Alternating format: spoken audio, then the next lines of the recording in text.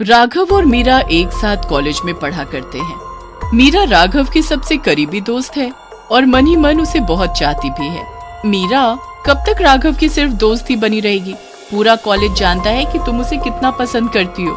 हाँ, पूरा कॉलेज मेरे दिल की बात समझ चुका है, बस पता नहीं क्यों राघव ही नहीं समझ पाता। राघव बचपन से ही ऐसा है मीरा, उसकी आज तक कोई गर्लफ्रेंड नहीं रही। हाँ मैं जानती हूँ, इसीलिए तो मैं उसे इतना चाहती हूँ, पर जब भी मैं अपने दिल की बात करने जाती हूँ उससे, तो वो कोई ना कोई बहाना बना देता है। तू एक काम कर, तू आज राघव के हॉस्टल के कमरे में चली जाना। रात को उसके कमरे में जाकर अपने दिल की बात बताना। वो उस वक्त कहीं जा भी नहीं पाएगा और उसे तेरी बात सुननी भी पड़ेगी। हाँ ये बहुत अच्छा आइडिया है, आज रात में उसे अपने दिल की बात कहकर ही रहूंगी। मीरा रात को राघव के कमरे की खिड़की से चुपके से जाती है और देखती है कि राघव नींद में कुछ बड़बड़ा रहा था। मुझे जाने दो प्लीज, मुझे जाने दो, मैंने तुम्हारा क्या बिगाड़ा है? प्लीज मेरा पीछा छोड़ दो। लगता है राघव कोई बुरा सपना देख रहा है। राघव, राघव उठो उठो, क्या हो रहा है तुम्हें? प्लीज मुझे छोड़ दो, मैं तुम्हारा नहीं हूँ, प्लीज मुझे छोड़ दो। एक काम करती हूँ, मुंह पर थोड़ा पानी मार देती हूँ। राघव, राघव उठो, देखो मैं हूँ मीरा। मीरा, मीरा प्लीज मुझे बचा लो, प्लीज मुझे बचा लो। राघव तुम पहले शांत हो जाओ। क्या हुआ तुम्हें? तुम ऐसे नींद में कोई बुरा सपना देख रहे थे? मैं तुम्हें कुछ नहीं बता सकता। वैसे तुम इस वक्त मेरे कमरे में क्या कर रही हो? वो मैं तुमसे कहने आई थी कि मैं तुमसे बहुत प्यार करती हूँ राघव। मीरा प्लीज ये सब मत कहो, ये पॉसिबल नहीं है। पर क्यों राघव? मैं तुमसे पता नहीं कब से प्यार करती हूँ। मैंने कई बार तुमसे अपने दिल की बात करने की कोशिश की, लेकिन तुम हमेशा ही मुझे दूर कर देते हो। मैं जानता हूँ मीरा कि तुम्हारे दिल में क्या है, लेकिन क्या? आज तुम्हें सच बताना ही होगा। मैं जानती हूँ तुम भी मुझसे प्यार करते हो, फिर क्या मजबूरी है तुम्हारी? मुझे बताओ तो। अगर मैंने तुम्हें बता दिया तो तुम मुझ पर विश्वास नहीं करोगी। राघव मैं तुम्हारी हर मुश्किल में तुम्हारा साथ दूंगी, चाहे कुछ भी हो जाए। मीरा मेरा घर राजगढ़ में, मेरे पिताजी वहाँ के ठाकुर हैं। वहाँ हमारी बड़ी सी हवेली भी है। जब मैं छोटा था तो मुझे हर रात सपने में एक रानी दिखाई देती थी। उस रानी का चेहरा काफी भयानक था, बिल्कुल भूतिया। वो जब मेरे सपने में आती तो कहती कि तुम मेरे हो, मैं तुम्हें पाकर रहूंगी। राघव को ये सपने बार बार आ रहे हैं। मुझे लगता है कि हमें पुरोहित जी को बुला लेना चाहिए।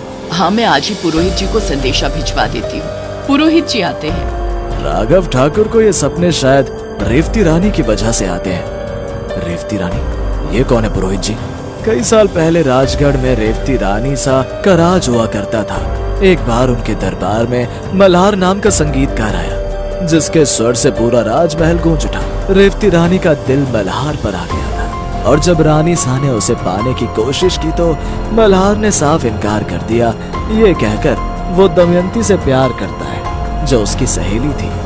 रेवती रानी सा को ये बर्दाश्त नहीं हुआ और उसने दमयंती को मरवा दिया।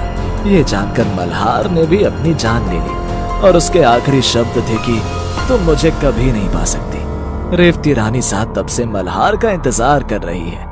राघव ठाकुर मल्हार ही है जिसे वो कब से पाना चाहती है। तो अब हमें क्या करना चाहिए पुरोहित जी? नफरत को सिर्फ प्यार ही हरा सकता है। जब राघव ठाकुर को सच्चा प्यार हो जाएगा और उनकी शादी हो जाएगी, उससे तो भूतिया रानी खुद ही उनके रास्ते से हट जाएगी। बस तब से मैं उस हवेली में कभी नहीं गया, पर आज भी वो मेरे सपने में मुझे डराती है। इसलिए मैं कह रहा हूँ तुमसे कि तुम इन सब में मत पड़ो, कहीं ऐसा ना हो कि तुम्हारी जान खतरे में पड़ जाए। तुमने ही कहा ना कि नफरत को बस प्यार ही हरा सकता है, तो हम इसे मिलकर हराएंगे राघव। मीरा, पर ये भूतिया रानी बहुत खतरनाक है, वो तुम्हें नुकसान भी पहुंचा सकती है। मैं तुम्हें खतरे में नहीं डाल सकता। मेरी बात मानो राघव, हम मिलकर इस भूतिया रानी को हमेशा के लिए हमारी दुनिया से दूर कर देंगे। मीरा ने राघव को मना लिया और राघव की हवेली राजगढ़ में वापस आ गए। हमें यकीन है कि हम मिलकर इस भूतिया रानी से राघव को छुड़वा लेंगे, पर ये इतना आसान नहीं होगा ठाकुर साहब। हमें मीरा और राघव की शादी करवानी होगी, पर वो भूतिया रानी ऐसा होने नहीं देगी। वो मीरा बिटिया को जरूर नुकसान पहुंचाएगी। मैं तैयार हूँ पुरोहित जी, आप बस मुहूर्त निकलवाइए। मुझे यकीन है कि मेरा प्यार उस भूतिया रानी पर हावी पड़ेगा। मीरा और राघव की शादी की तैयारियां हो चुकी थी, लेकिन इन सब से अब भूतिया रानी बहुत गुस्से में आ चुकी थी। उसने शादी में अपशगुन डालना शुरू कर दिया। मेरे मल्हार को मुझसे कोई नहीं छीन सकता, मैं ये शादी नहीं होने दूंगी। चलो चलो मीरा, हल्दी लगा लो अब तुम भी। आओ मैं तुम्हें हल्दी लगा दूं। जी। अरे ये क्या, ये हल्दी काली कैसे पड़ गई है? मैंने कहा था कि भूतिया रानी ये शादी कभी नहीं होने देगी। कोई बात नहीं माँ जी, जब मुझ पर राघव के प्यार का रंग चढ़ा हुआ है तो हल्दी की कोई जरूरत नहीं है।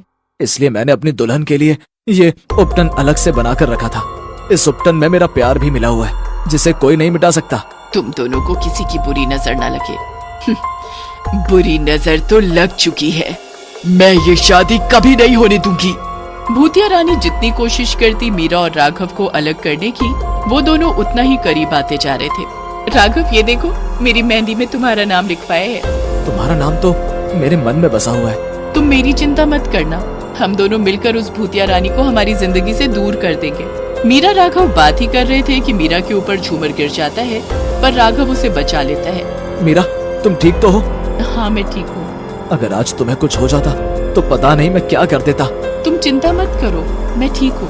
मीरा, ये भूतिया रानी तुम्हें नुकसान पहुंचाने के लिए कुछ भी कर सकती है। क्या तुम अब भी मुझसे शादी करना चाहती हो? तुम्हें डर नहीं लग रहा? तुम मेरे साथ हो, मुझे किसी भी बात का डर नहीं। मैं तुम दोनों को जल्दी अलग कर दूंगी, फिर मैं मल्हार को किसी का नहीं होने दूंगी। कभी नहीं, कभी भी नहीं। भूतिया रानी ने मीरा को नुकसान पहुंचाने की कोशिश की, लेकिन मल्हार उसकी ढाल बनकर उसके सामने खड़ा था। आज दोनों की शादी का दिन भी आ चुका था। आज राघव की शादी हो जाएगी, फिर इस भूतिया रानी का साया हमारी जिंदगी से हमेशा हमेशा के लिए चला जाएगा। हाँ, मीरा जैसी लड़की को हम अपनी बहू बनाकर बहुत खुश हैं। ये लो, मीरा भी आ गई। बहुत सुंदर लग रही हो मीरा। राघव तैयार हो गए? मैंने राघव को हर जगह देख लिया, पर वो कहीं नहीं है। ऐसा कैसे हो सकता है पुरोहित जी? राघव कहाँ जा सकते हैं? मुझे लगता है उस भूतिया रानी ने ये सब किया है। उसी ने ही राघव को यहाँ ऊपर देखो, मैंने कहा था ना, मैं मल्हार को लेकर ही जाऊंगी। राघव, छोड़ दो राघव को और चली जाओ हमारी जिंदगी से। मैं जाऊंगी, लेकिन मल्हार को अपने साथ लेकर ही। ना पिछले जन्म में मल्हार तुम्हारा हुआ था और न ही इस जन्म में राघव तुम्हारा हो पाएगा। मैं राघव को कुछ नहीं होने दूंगी। मैं तुमसे राघव को लेकर जा रही हूँ, अगर रोक सकती हो तो रोक लो। भूतिया रानी ने राघव को पकड़ लिया था और मीरा को जलाने के लिए उसने मंडप पर आग लगा दी। अरे कोई बचाओ, मीरा को बचाओ। मीरा, तुम बचे रहना, इस आग से हम कुछ करते हैं। राघव, राघव प्लीज उठो और मुझे बचाओ। राघव, राघव। मीरा की चीख सुनकर राघव को होश आता है और वो भूतिया रानी के चंगुल से खुद को छुड़वाकर मीरा को बचाने के लिए मंडप में कूद जाता है। राघव, अब इससे बचने का एक ही रास्ता है। तुम ये सिंदूर मेरी मांग में भर दो और मुक्त कर दो इस भूतिया रानी को। हाँ हाँ मीरा। नहीं नहीं, ऐसा नहीं हो सकता। तुम सिर्फ मेरे हो, बस मेरे। अब इनकी शादी हो चुकी है। अब तुम मान लो कि राघव ठाकुर कभी तुम्हारे नहीं हो सकते। शायद यही होना था। न मल्हार मुझे मिल पाया और न ही राघव। शायद मेरा प्यार सच्चा नहीं था। अब मुझे समझ आ गया है, इसलिए अब मेरी रूह को भी इस दुनिया से चले जाना चाहिए। भूतिया रानी की रूह को समझ आ चुका था कि सच्चे प्यार के आगे नफरत और जिद कभी नहीं टिक सकते। उसकी रूह उस महल से हमेशा के लिए चली गई और राघव और मीरा एक साथ प्यार के बंधन में बंध गए। मीरा, अगर तुम मेरी जिंदगी में नहीं आती तो मैं आज यहाँ नहीं होता। न मल्हार और दमयंती को कोई अलग कर पाया था और न ही मीरा और राघव को कोई अलग कर पाएगा।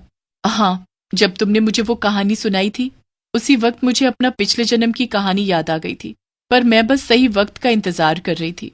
सच ही कहा है किसी ने कि प्यार जन्मों जन्मों के लिए होता है।